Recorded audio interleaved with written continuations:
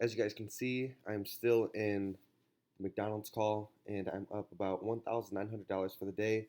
At one point, I was up about 2,000 at when the contract was about 3.80. I was up about 2,500 or so.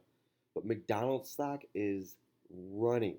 Check this out. I definitely believe that we can have about $15 per share or more. Definitely back to 200 though. Recovery this month. Let's go ahead and look at McDonald's. Look at how beautiful that is.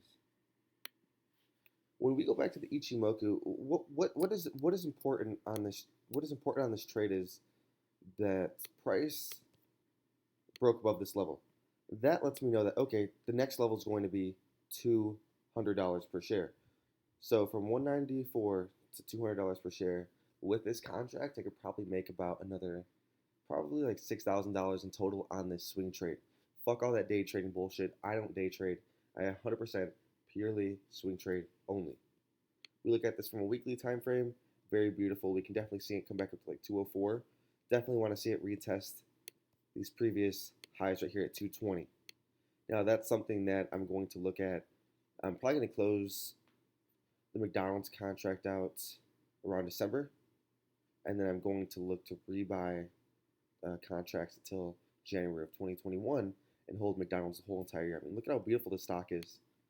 Very nice momentum. This was like the pullback we needed.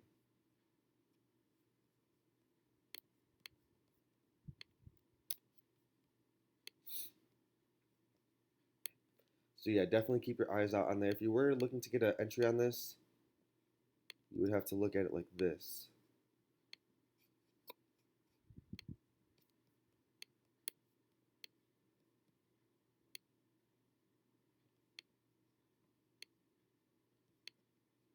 That would be an appropriate stop loss.